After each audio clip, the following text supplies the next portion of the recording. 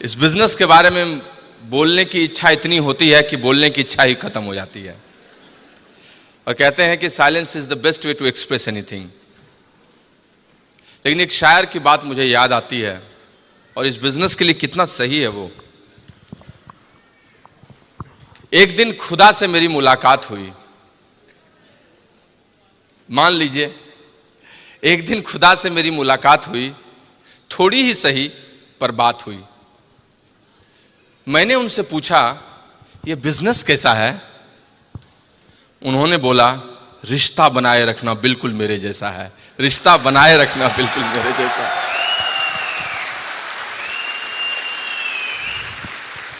दोस्त, कहां कहां से उठ के लोग इस बिजनेस में आ जाते हैं और इस बिजनेस में एक बार मिल जाते हैं और इसकी संगत में रंग जाते हैं तो बिजनेस और इनमें कोई फर्क ही नहीं रह जाता, दोनों एक जैसे हो जाते हैं। लाली तेरे लाल की जित देखो तित लाल, लाली देखन मैं गई मैं भी हो गई लाल। This is all about I can say about this business. You can't discriminate a successful person and the pulses of this business. Amway और ब्रिट वर्ल्डवाइड का जो कॉम्बिनेशन है, उस कॉम्बिनेशन की संगत और एक सक्सेसफुल पर्सनैलिटी जो इस बिजनेस में है, आप इस दोनों चीजों को डिस्क्रिमिनेट नहीं कर सकते, अलग नहीं कर सकते। That's why I always be excited about this business. बहुत ज्यादा बुद्धिमान होने के बाद आदमी तर्कों के जाल में घुस जाता है, लेकिन अगर उसको मौलिक ज्ञान, फंडामेंटल नॉलेज, इसको विजडम कहते हैं, वो आ जाए तो इसके अंदर जाता चला जाता है, घुसता चला जाता है, गहरे पानी में और पैठ लगाता है। और जब से मैंने इस बिजनेस के बारे में ठीक से समझा दोस्त, पीछे मुड़कर कभी नहीं देखा। यात्रा जारी है, लगातार जारी है, लेकिन पीछे मुड़ने की कोई बात नहीं है। सच बताता हूं आपको, I am so excited about today's function, specially आज जो हमारा रिकॉग्निशन हो रहा है फाउंडर डायमंडशिप के बारे में। आई मीन इस सीजन में कई जगह रिकॉग्निशन हो रहे हैं। ब्रह्मपुत्र नदी के किनारे गुवाहाटी में मेरा ऑलरेडी रिकॉग्निशन हो चुका है, गंगा के किनारे पटना में भी होना है 29 को, लेकिन यमुना के किनारे दिल्ली की कुछ और ही बात है। मैं आपको बताता हूं, चाहे कुछ भी कर ले कोई राजनीति में, लाल किले में जब तक खड़ा नहीं होता है राजनीति पूर्ण नहीं होती है। आई एम टेलिंग यू, सबको दिल्ली आकर ही यहां पर अपने नेतृत्व के शिखर पे जाना पड़ा है। So I am proud and privilege that I am in front of you people and I am recognized on Delhi stage. I am telling you, God bless all these Britt staffs and everybody. मैं ईश्वर का धन्यवाद करता हूं हमेशा, और कुछ भी बातचीत करूं उसके पहले उनको कहे बगैर रह नहीं सकता, क्योंकि राई को पर्वत कर देते हैं और पर्वत को क्षण में राई कर देते हैं। किसको कहां पहुंचा देते हैं, यह सब उन्हीं की कहानी है। उनके बारे में तो बात करने में एक सेशन ही अलग हो जाएगा।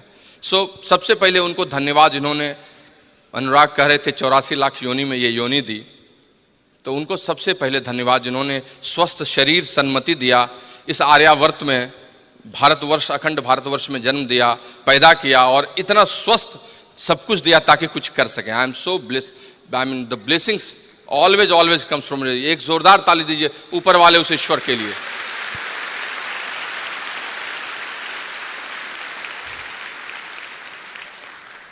विशेषकर मेरे माता पिता, आई मीन मेरे पिता का पुण्य और माँ का आशीर्वाद हमारे साथ रहता है। इस बिजनेस में आने के पहले भी रहा है और अभी भी लगातार रह रहा है। Although I mean some challenges has come, but we are overcoming all these things. मैं आपको सच बता सकता हूं कि उनकी शक्ति अगर पीछे से प्रेरणा में नहीं रहे तो कुछ नहीं हो सकता है। और जो लोग माँ बाप के लिए अच्छा नहीं सोचते हैं, जिंदगी उनके लिए अच्छा कभी नहीं सोच पाती है। I am frankly speaking to you, so you always pray to your parents. I am personally oblige to my all line of sponsorship, जिन लोगों ने आई मीन फ्रॉम स्क्रैच, जो शुरुआत से लेकर ऊपर तक वैल्यू एडिशन मुझ में किया है। मेरे इस पूरे व्यक्तित्व का योगदान उस समस्त मेरी उस वंशावली को है जो मंजरी किशोर रूप स्पॉन्सर से शुरू होती है, जो कुछ दिनों के लिए साथ रही थी और वहाँ से होते हुए बहुत ऊपर तक जाती है। किसी का भी नाम लें, आई मीन देवेश और अविनाश एंड रीना, संजय उपाध्याय, संजय गुप्ता से लेके आशीष प्रभा, और फिर none other than Anurag and Nidhi Agarwal. You can say, I mean मैं आपको सच बताता हूँ, इस बिजनेस में इस लाइन ऑफ स्पॉन्सरशिप का क्या महत्व है ये वही समझता है जो वहाँ से इन रसों को खींच पाता है। And specially Anurag and Nidhi has contributed in our life. हमारे लाइफ में पैराडाइम शिफ्ट उन्होंने ला दिया। जब पहली दफ़ा देखा था तो एक सिल्वर प्रोड्यूसर के रूप में फर्स्ट टाइम वो एमरल्ड या फाउंडर एमरल्ड थे, उनकी हरी सेंट्रोस के पीछे से कुछ टूल्स किसी को देते हुए एक बड़े ऑरा के साथ, और वहाँ से होते हुए वो हमारे अपलाइन बन गए, फिर धीरे धीरे हमारे मेंटोर भी बन गए, फिर धीरे धीरे हमारे फ्रेंड भी बन गए, फिर एक दिन वो सखा बन गए, and now he's part of our life. So give a good clap to Anurag and Nidhi, Founders Diamond going EDC, I am telling you. I mean, special thanks to the whole country mentor Kanti and Lata Gala, and especially this Brit Worldwide Associates, जिन्होंने एक व्यक्ति को एक प्रवृत्ति के रूप में बना दिया, सिस्टम इतना बढ़िया से एस्टैब्लिश कर दिया कि मेरे जैसा आदमी भी जिसके पास मुश्किल से समय निकलता था, वो पार्ट टाइम इस बिजनेस को बिल्ड कर सका और बहुत आगे जा सका. I am telling you, I mean special thanks to all these persons, specially Britt staffs and Amway employ also. ये सब लोगों की देन है यहाँ पर मुझे यहाँ पर लाने और पहुँचने की. दोस्त, फाउंडर्स डायमंड बनने के पीछे में बहुत बड़ी कहानी नहीं है, वो कहानी तो डायमंडशिप तक ही हो गई थी. लेकिन अगर संक्षेप में बोलना चाहूँ तो क्या बोलूँ, वक्त कम होने पर क्या बोलूँ. कविताई मेरे अंदर है, इसलिए कविताई में थोड़ी बात बोल सकता हूँ कि बिजनेस को जब ज्वाइन किया था तो शायद किसी पे एहसान किया था. मंजरी को कहा था कि उससे मोबाइल खरीद लो और कर लो, क्योंकि एक स्ट्रॉन्ग बैकग्राउंड के साथ कहीं नौकरी कर रहा था. बिजनेस को जब ज्वाइन किया था तो शायद किसी पे एहसान किया था, न जाने कितनी बार जाने अनजाने में अपने अपलायंस का अपमान भी किया था. सिल्वर, गोल्ड और प्लैटिनम मेरे जोश का मौसम था. I was very much excited. Silver, gold और प्लैटिनम मेरे जोश का मौसम था. अगर सच बोलूं तो अकेले भी मुझ में बहुत दम था, अकेले भी बहुत सारी चीज कर रहा था. रूबी, सफायर और एमरल्ड जश्न की कहानी थी. बिजनेस मजबूत हो गया, ये उसकी निशानी थी. लेकिन दोस्त, डायमंडशिप शिखर पर पहुंचने की कहानी थी. जिसके लिए लोग सपनों का महल बनाते हैं, उसके अंदर हकीकत में पहुंचने की बात थी. और अगर फाउंडर्स डायमंडशिप की बात करूं तो ये बुनियाद कितनी मजबूत है, ये उसका उदाहरण है. अगर डायमंडशिप इस व्यवसाय में क्रांति है तो फाउंडर डायमंडशिप उस सफलता के बाद की शांति है. I can say you that's the true peace, you can से.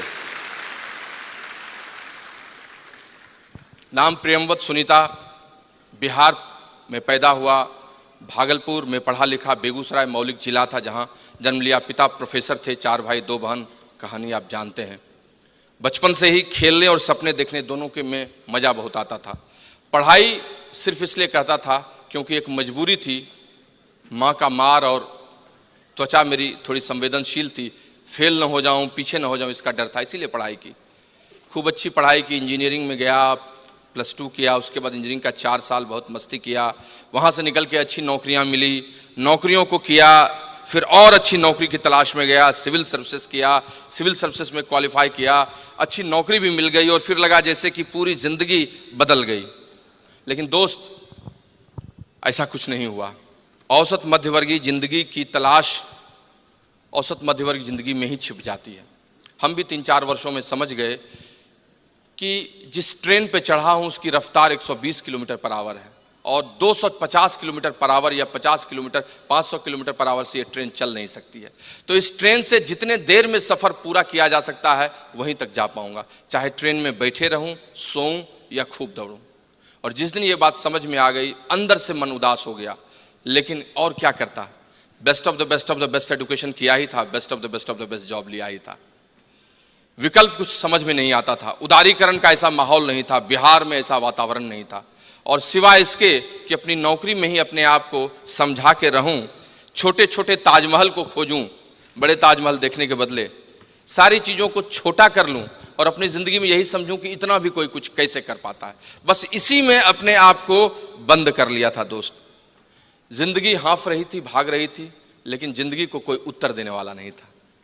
और इसी बीच में एक लड़की आती है, रविवार को प्लान दिखाती है, बिजनेस में आता हूँ, एक बड़े फंक्शन सेमिनार में जाता हूँ, पैराडाइम शिफ्ट हो जाता है, चीज़ें बदल जाती हैं और फिर गंभीर सीरियस हो जाता हूँ इस बिजनेस में.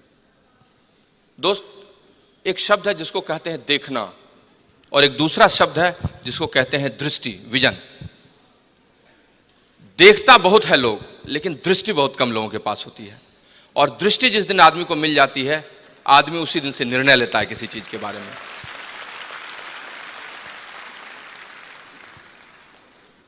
कहते हैं ना, यह सब तभी होता है जब ईश्वर की विशेष कृपा होती है. मेरी जिंदगी भी खराब हो सकती थी अगर उनकी विशेष कृपा नहीं होती। उनकी विशेष कृपा हुई, मैं इस बिजनेस के मर्म को समझ गया कि मेरी औकात नहीं है कि मेरे पास अभी 50 करोड़ रुपए हों कि मैं एक सिस्टम क्रिएट करूं अलग से 500 एम्प्लॉय रखकर।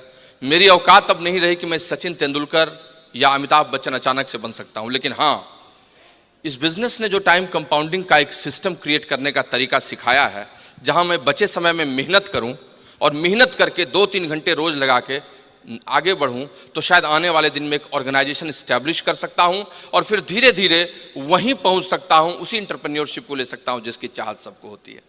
और जैसे ये बात समझ में आई, फिर पीछे मुड़कर नहीं देखा। यात्रा पूरी होती चली गई दोस्त। हाँ, संघर्ष हुआ बीच में, ऐसा नहीं है कि संघर्ष नहीं हुआ, मैंने पहले भी सुनाया है, आज वो वक्त नहीं है। लेकिन मैं इतना कह सकता हूं, संघर्ष का स्तर दूसरा था।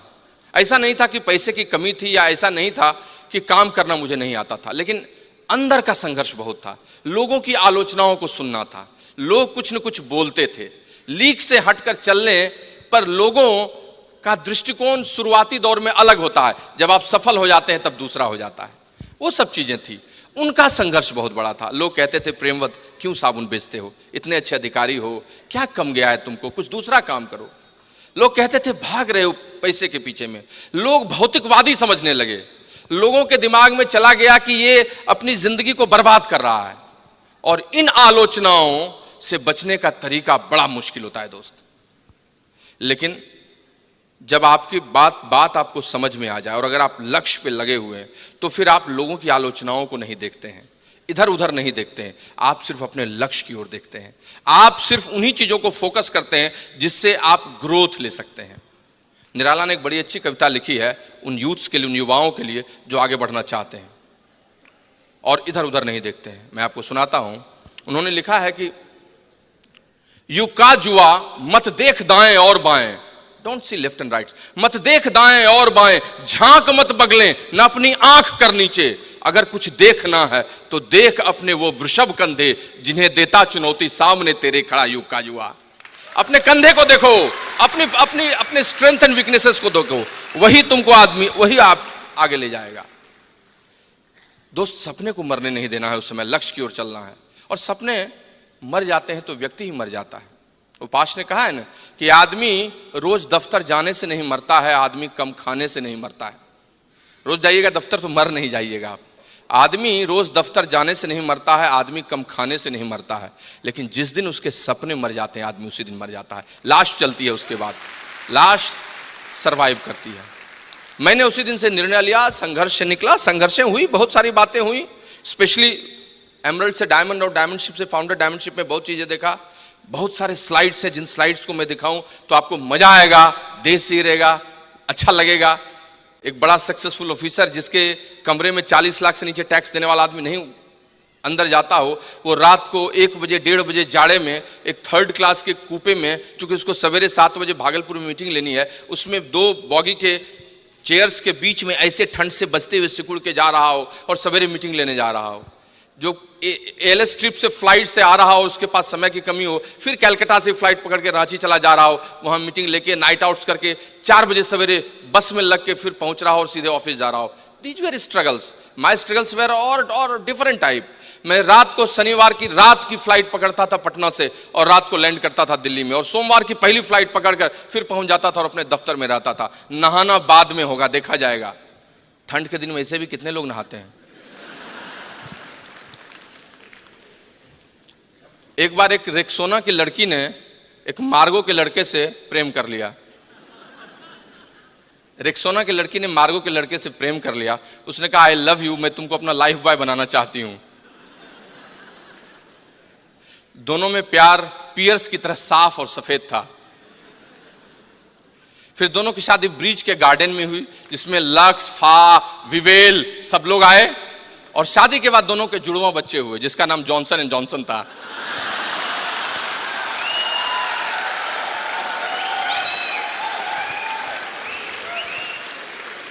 लेकिन आप ताली मत बजाओ, ये सब मैंने इसलिए कहा कि मार्केट में बहुत सारे साबुन है, आप ठीक से नहाओ, ठंड का मौसम है।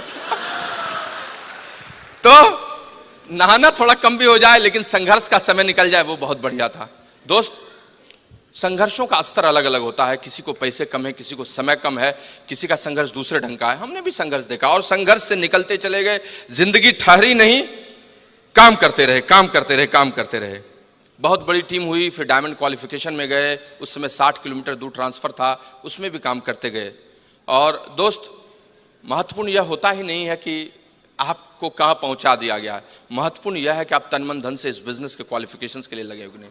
You will not believe it, 8:30 बजे मैं अपनी गाड़ी से निकलता था 10:05 में ऑफिस पहुंचने के लिए, और जिस रास्ते में जाता था उस रास्ते में कई लोग जाने लगे। उसी आरा से 4000 पीवी मेरी छठी लेग में निकली थी। आज तो उस लेग से बहुत सारी चीज निकल रही। भगवान ने जानबूझकर मुझे ट्रांसफर कर दिया ताकि छठी लेग में तुम 6000 से अधिक पटना से नहीं कर सकते थे, 4000 वहीं से आएगा। ईश्वर की विशेष कृपा होती है जब भी आपके साथ कुछ घटित होता है। मैं आपको बताता हूं, you accept it as it is and you see that things will come to you. आपका हर प्रयास बेकार कभी जाएगा भी नहीं, कभी यहां से कभी वहां से चीजें मिलेंगी और चीज बदलती चली जाएगी। व्हेन वी बिकेम डायमंड, चीजें बदल गई, ऐसी बदली कि हम आपको बता नहीं सकते। नज़ारा ही बदल गया, बिहार का नज़ारा बदल गया, झारखंड का नज़ारा बदल गया। मोमेंटम इतना आने लगा कि कोई महीना नहीं था जिस महीने हम 3-4 प्लेटिनम्स नहीं गिरने लगे। हम लोग तो स्तब्ध थे, कभी 10,000 पीवी को तरसते थे, आज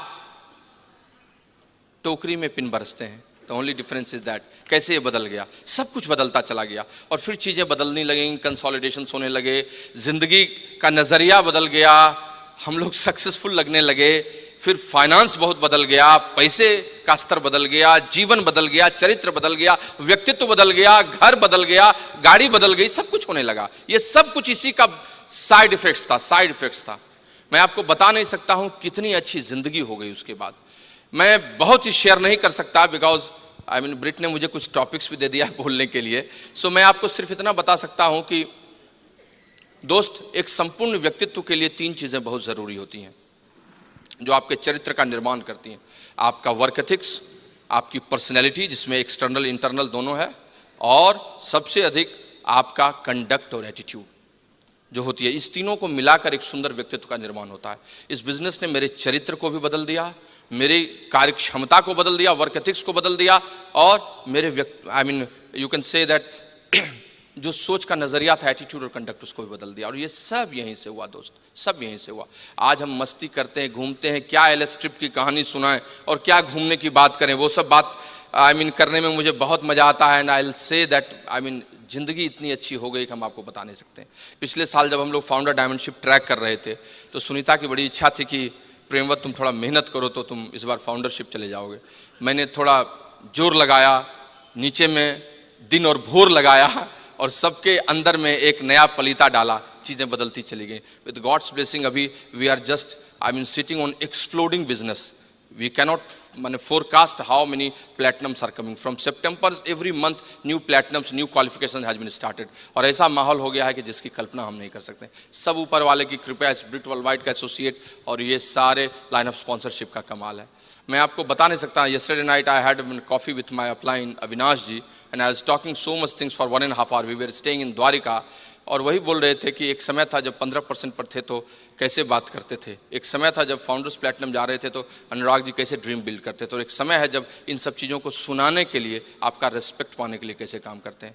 God is great and he has given such good business. हम आपको बता नहीं सकते हैं आज जीवन कितना बदल गया। अगर कहानी बताऊँ तो एक ट्रिप में इतना मज़ा है कि हम आपको बता नहीं सकते हैं, बता नहीं सकते हैं। लेकिन इस सब के पीछे में जिस एक शख्सियत का बहुत बड़ा योगदान रहा है, जिसको मैं हमेशा मस्ती से मजाक से कहता हूँ, लेकिन वो मेरे 3 बच्चों की माँ है, मेरे जैसे अरबी घोड़े को पकड़े रहती है, मेरी धर्म पत्नी, मेरी गर्म पत्नी, जिसको मैंने सालों साल से प्यार किया है। 100 साल पहले मुझे तुमसे प्यार था, आज भी है और कल भी रहेगा। पहले मैं इसके लिए गाता था ये रेशमी जुल्फें, ये सरबती आंखें हैं। आजकल गाता हूँ साड़ी के फॉल से तुझे मैच किया रे, कभी छोड़ दिया रे, कभी कैच किया रे। But I am telling you she is awesome. इसने मेरी जिंदगी में इतना बड़ा इंद्रधनुषी बदलाव किया है जिसकी आप कल्पना नहीं कर सकते हैं। और the best thing is that कि मेरे हताशा के क्षणों में बस सिर्फ इतना कहती है कि तुम प्रेमवत क्यों थोड़ा सा भी हताश निराश हो रहे हो, तुम कितना कर सकते हो तुमको पता नहीं है। अगर मैं हनुमान हूं तो ये मेरी जामवंत है। Give a good clap to her. Thank you Premvat.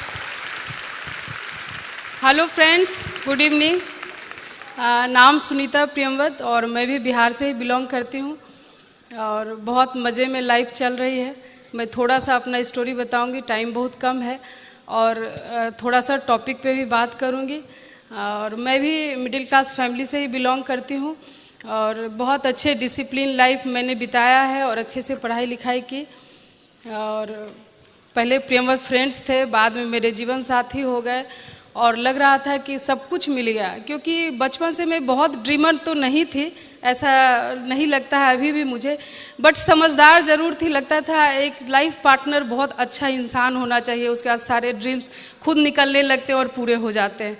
तो प्रियमवत के रूप में मुझे मिला, सब कुछ मिल गया। और जब प्रियमवत बहुत बड़े ऑफिसर थे एक टाइम में, मैं उनकी वाइफ थी, तो लग रहा था कि उसमें और ऐड हो गया। लग रहा था बहुत ही खूबसूरत लाइफ और मुझे जो चाहिए, मैं जो चाहूँगी सब मुझे मिलेगा। और इस तरह से मेरी लाइफ शुरू हुई और लग रहा था कि अब चलेगी इसी तरह life. But in the mean time ये बिज़नेस आया मेरे लाइफ में। मैं फर्स्ट डे इस बिज़नेस को नहीं देखी थी, बट प्रियमवत का एक्साइटमेंट इतना ज़्यादा था कि बिज़नेस करने के लिए मैं मजबूर हो गई। और मैं तो यही बोलूँगी कि जिस दिन बिज़नेस में नहीं समझी उस दिन भी बिज़नेस को किया और बिज़नेस करते करते मैं बहुत जल्दी सिल्वर गई, सब कोई कहानी जानते हैं। और तब मैं बिज़नेस में सीरियस हुई और तब से अभी तक मैं मुड़ के नहीं देखी, क्योंकि ये बिज़नेस का कुछ चीज़ है शायद मेरे में पहले से था और इसके फीचर मुझे बहुत पसंद आते थे और मैंने बहुत मन से इस बिज़नेस को बिल्ड किया। और बिज़नेस शुरुआत में जब बिल्ड करता है कोई भी लोग, तो मुझे नहीं पता था कि इतना अच्छा इसका रिजल्ट होगा। और सारे पिन आए मेरे पास और एक टाइम आया जब हम लोगों ने डिसाइड किया कि अब हम लोग को डायमंड जाना चाहिए। और हम लोग तैयारी किए, उसमें मेरा बेटा हुआ था, बहुत छोटा था। मैं यही बोलूँगी कि लेडीज़ को छोटे छोटे चीज़ रोकते हैं, बट नहीं रुकना चाहिए, क्योंकि बहुत मज़ेदार लाइफ होता है जब ये बिज़नेस बिल्ड हो जाता है। और एज ए डायमंड लेडी आप अपने लाइफ को करते हो। आज मुझे खुद अपने लाइफ को लगता है कि इसको याद करूं या किसी को बताऊं तो लगता है खुद की नज़र लग जाएगी। 3 इतने प्यारे प्यारे बच्चे हैं मेरे, बहुत समझदार, क्योंकि ब्रिट से जुड़े हुए हैं हम लोग। और जहाँ ब्रिट सिस्टम है, जिस घर में एमवे का पैसा और ब्रिट सिस्टम जहाँ है, उस कॉम्बिनेशन में बच्चे बहुत अच्छे पलते हैं। इसका भी रिजल्ट बहुत अच्छा है। तीनों बच्चे छोटे हैं, बहुत समझदार और बहुत प्यारे हैं। प्रियमवत ऐसा जीवन साथी मिला मुझे, बहुत अच्छे इंसान है जो हंसाते रुलाते मेरे लाइफ को यहाँ तक लाए, बहुत स्ट्रॉन्ग लाइफ स्टाइल दिया मुझे। और शायद ये नहीं रहते तो मैं इस बिज़नेस को बिल्ड नहीं कर पाती या इस बिज़नेस को समझ भी नहीं पाती। मैं बहुत थैंक्स करती हूँ गॉड को कि ये सब कॉम्बिनेशन के साथ ये बिज़नेस मिला मुझे।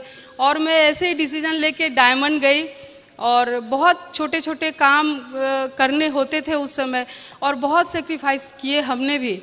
ऐसे जब रिजल्ट होता है तो लगता है कि यूं ही रिजल्ट आ गया, बट ऐसा नहीं है।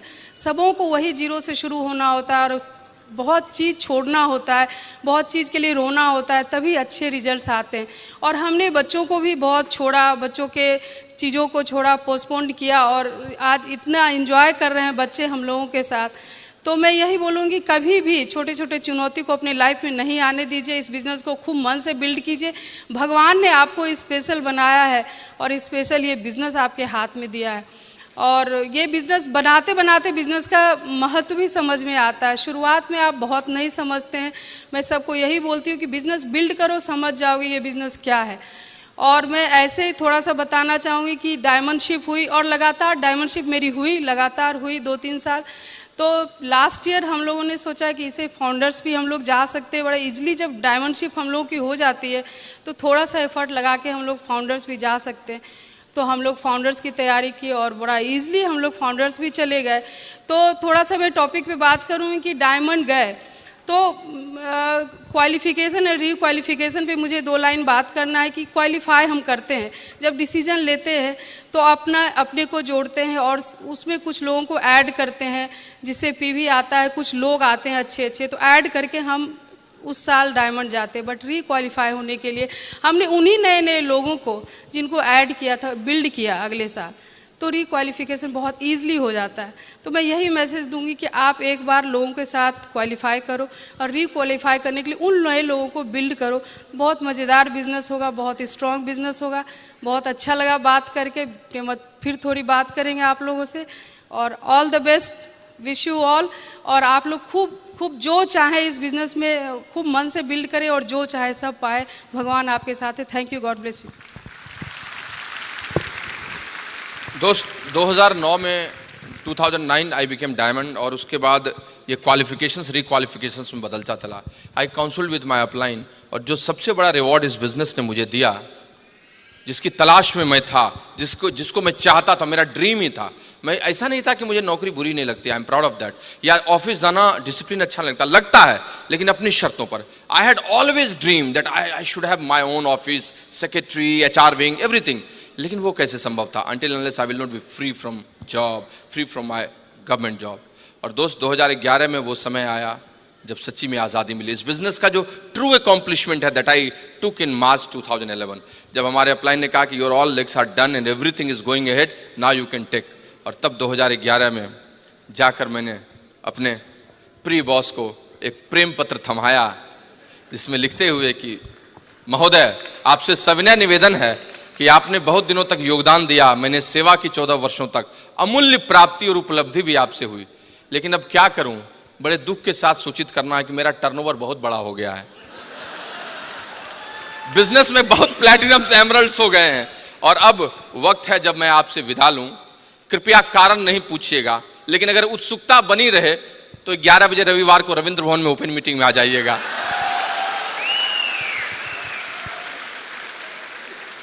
दोस्त, दुनिया में सबसे सुंदर चीज है वो है आजादी। सोने का पिंजरा बना दीजिए, अंदर में बताशे, गुड़ की डली सब रख दीजिए उस तोते को, लेकिन उस तोते को वो प्यारा नहीं होता है। गोपाल सिंह नेपाली ने एक बड़ी अच्छी पंक्ति लिखी थी कि नीड़ न दो चाहे टहनी दो, आश्रय छिन्न भिन्न कर डालो। तुम मुझे घोंसला भी मत दो, मेरा शेल्टर भी हटा दो, मैं टहनी पे रह लूंगा।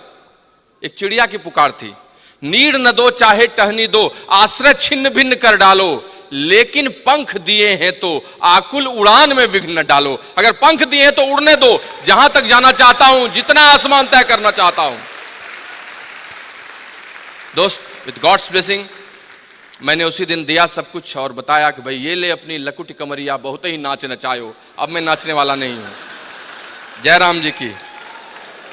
और today I have my own office, own board of directors chamber, own conference hall, सारा प्रोजेक्टर लगाकर PPT, my HR wing, my secretary। अभी भी 10:30 से 11 बजे 12 बजे ऑफिस जाता हूँ, ऑफिस बॉय खोलता है, चाय पीता हूँ, मस्ती करता हूँ, काम करता हूँ, शाम को निकल कर किसी और जगह पर प्लान भी दिखाता हूँ, सारा काम करता हूँ। But now my life is my life, I am living my life, that's the true way entrepreneur can live, I am telling you friends. लेकिन ये सब अचानक से नहीं हुआ, सब कुछ लगातार हुआ, क्वालिफाई करके और रिक्वालिफाई करके।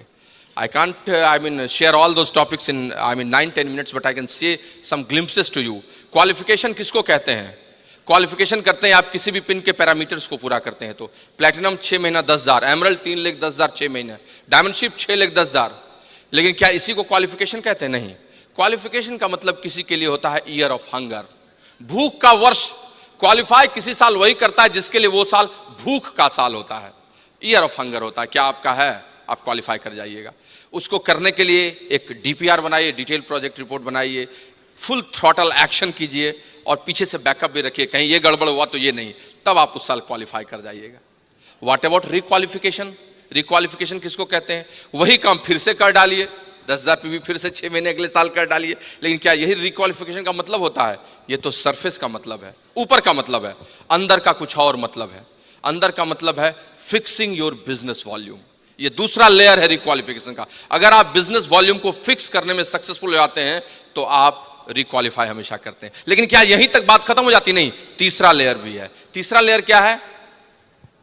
तीसरा लेयर है if you are creating new leadership then you will always requalify. सच्चा अर्थ है कि आपके ग्रुप में नीचे क्रिएट हो रहे हैं नए नए लीडरशिप, ब्रेकिंग न्यू पिंस हो रहे हैं, तो आप रिक्वालिफाई कीजिएगा। और इसीलिए रिक्वालिफाई को मेंटेनेंस मत समझिए, बहुत गलत शब्द है। रिक्वालिफाई का मतलब ग्रोथ है, इट इज नॉट मेंटेनेंस। रिक्वालिफाई वही करता है जो ग्रो करता है। रिक्वालिफाई वही करता है जो नीचे के 12-15 को फिर से न्यू प्लैटिनम्स में बदलता है। किसी की लेग प्लैटिनम लेग तभी हो सकती है जब अगले साल उसके नीचे कोई एक नया प्लैटिनम ले जाए। कैसे ये संभव है? कैसे हम कर सकते हैं? कैसे कोई आदमी क्वालिफाई से रिक्वालिफाई हमेशा करता है? हमारे न्यूट्रलाइट में इसके बारे में बताया गया है, which we should understand, I am telling you. एक शब्द है जिसका नाम है हेल्थ, और एक शब्द है जिसका नाम है ऑप्टिमल हेल्थ। हेल्थ समझते हैं किसको कहते हैं, और ऑप्टिमल हेल्थ भी आप समझते हैं न्यूट्रलाइट के थ्रू। ऑप्टिमल हेल्थ के 4 पिलर्स होते हैं। हेल्थ मतलब अच्छा, ठीक ठाक सब कुछ है, चल रहा है बढ़िया, लेकिन ऑप्टिमल हेल्थ, हेल्थ का, स्वास्थ्य का सर्वश्रेष्ठ रूप है, वही कहलाता है ऑप्टिमल हेल्थ। जो लोग ऑप्टिमल हेल्थ अचीव करते हैं, हेल्थ उनका लगातार रिक्वालिफाई करते रहता है, कभी कोई दिक्कत नहीं आती है। ऑप्टिमल हेल्थ के क्या पैरामीटर्स हैं? Positive mental attitude, adequate exercise, proper rest and proper food supplement, food diets, ये 4 पैरामीटर्स हैं। Friends, in the same way qualification और रिक्वालिफिकेशन में भी यही डिफरेंस है। क्वालिफिकेशन, कोई आदमी क्वालिफाई कौन करता है? जो लीडर होता है, लीडरशिप होती है। और रिक्वालिफाई कौन करता है? जिसके अंदर ऑप्टिमल लीडरशिप होती है। एक है लीडरशिप, एक है ऑप्टिमल लीडरशिप, एक है लीडरशिप, एक है ऑप्टिमल लीडरशिप। और जिसके अंदर में ऑप्टिमल लीडरशिप है, ही ऑलवेज रिक्वालिफाई। क्या इसके पैरामीटर्स हैं? इसके भी 4 पैरामीटर्स हैं। कौन कौन पैरामीटर्स हैं? संक्षेप में, समय कम होने के चलते मैं आपको बताता हूं। The first parameter is conducive atmosphere, conducive environment. जो लोग अपने ग्रुप में कंड्यूसिव एनवायरनमेंट बनाते हैं, वो ऑप्टिमल लीडरशिप की ओर जाते हैं। The second parameter is highest order of work ethics. जिनका वर्क एथिक्स, कार्य संस्कृति बहुत अच्छी है, वो ले जाते हैं। The third parameter is attitude and conduct, सोच और आपका सही व्यवहार। And the fourth parameter is vision, vision कैसा आपका है। ये 4 पैरामीटर जो लेते हैं, ऑप्टिमल लीडरशिप उन्हीं को आती है। पहला पैरामीटर क्या है? Conducive atmosphere. I don't want to say, मैं ज़्यादा बोलना नहीं चाहता हूं, बस इतना कहना चाहता हूं कि अपने ग्रुप में जो सही वातावरण बनाते हैं, थर्मोस्टेट का रोल क्रिएट करते हैं, ऑप्टिमल लीडरशिप वहीं आती है। थर्मोमीटर नहीं बनते हैं। प्रॉपर गेटिंग स्टार्टेड, रात को नाइट आउट्स, उसके साथ ओपन मीटिंग, पेस मीटिंग का इंपॉर्टेंस, ये सब जो लोग कंसिस्टेंटली एंड परसिस्टेंटली करते हैं, लीडरशिप वहाँ ऑप्टिमल लीडरशिप में बदलती रहती है। द सेकेंड चीज है highest order of work ethics. Work ethics बहुत बड़ी चीज है। किसको कहते हैं highest order of work ethics? Maximum action as per situation and condition for your self and your downlines, this is called highest order of work ethics. आपकी उच्च कार्य संस्कृति क्या है? जो आपकी स्थिति है और जितना आप काम कर सकते हैं, उसी में अपने लिए और अपने ग्रुप के लिए जो सबसे अधिक काम करता है, वो कहलाता है highest order of work ethics. और दोस्त, ये सबसे इंपॉर्टेंट पैरामीटर है। ये जो लोग करते चले जाते हैं, उनका बिजनेस बहुत बड़ा होता है, बहुत बड़ा होता है और बहुत बड़ा होता है। दोस्त, इस बिजनेस में बोलने से काम नहीं चलता है। लगातार क्वालिफाई करने के लिए वही करते रहना होता है। आपको एक्शन जोन में रहना होता है। You have to always in action zone. You have to swim on your calendar and your downlines calendar. और जो लोग ये लगातार करते हैं, उनका बॉडी लैंग्वेज बदला रहता है, उनकी भाषा बदली रहती है, उनके ग्रुप में चीजें बदलती रहती हैं, वो प्लान भी दिखाते रहते हैं, वो काम करते रहते हैं, वो उन्हीं लोगों पर फोकस करते हैं जिनके साथ काम करना है। रोने से कुछ नहीं इस बिजनेस में होता है। लीडरशिप ऑप्टिमल लीडरशिप में कभी नहीं बदलती है। सोचने से कुछ नहीं होता है। वो कहते हैं ना कि ख्वाहिशों से नहीं गिरते फूल झोली में, वक्त की शाख को हिलाना होगा। ख्वाहिशों से नहीं गिरते हैं फूल झोली में, वक्त की शाख को हिलाना होगा। कुछ नहीं होगा अंधेरों को बुरा कहने से, अपने हिस्से का दिया खुद जलाना होगा, अपने हिस्से का दिया खुद जलाना होगा। मेरी तो वो लेग चली गई, मेरी तो वो लेग चली गई, मैं तो कुछ नहीं कर पा रहा हूं, था इतना बढ़िया था 15% पर वो नहीं जा रहा है। रोते रहने से, उनके लिए कुछ करने से कुछ नहीं होगा।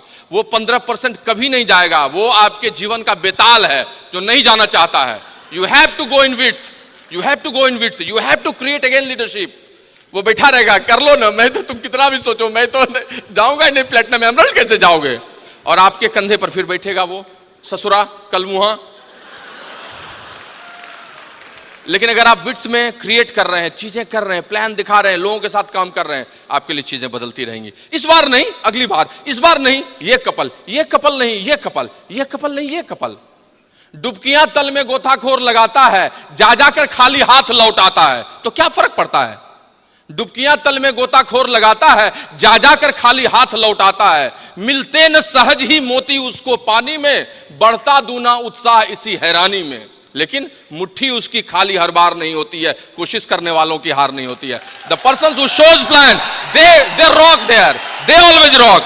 वो रॉक करते हैं, बैठने वाले लोग नहीं रॉक करते हैं, सोचने वाले लोग नहीं रॉक करते हैं, सोचने वाले लोग नहीं रॉक करते हैं। एक बार एक मारवाड़ी पत्नी ने अपने पति को कहा, अन्यथा नहीं लीजिएगा, मारवाड़ी पत्नी ने अपने पति कहा, ए जी सोचू थारे साथ अमेरिका घूम लूं, कितो पैसे लागी? पति ने कहा, कौन नहीं पैसे लागी, कोई पैसा नहीं लगता है। पत्नी ने कहा क्यों? पति ने कहा सोचन के पैसे लागी। कुछ लोग सोचते हैं कि वो ईडीसी जाएंगे, सोचते हैं कि इस बार क्वालिफाई करेंगे। सोचने से दोस्त नहीं होता है। कुछ लोग प्रोस्पेक्ट ढूंढते हैं, ला दीजिए ना प्रोस्पेक्ट, हमको किसी तरह से ला दीजिए, मिल जाएगा। एक बार औरंगजेब ने अपने सेनापति को कहा कि दुश्मन कहां है बताओ। तो सेनापति ने कहा कि सम्राट, हम लोग मुगल हैं, गूगल नहीं, खोजेंगे नहीं। आपका अपलाइन गूगल नहीं है, खोजेगा आपके लिए। You have to go and show the plan, you have to do all this ethics, I am telling you, वही आपके लिए होगा। हमें वैसे लोगों की जरूरत नहीं है।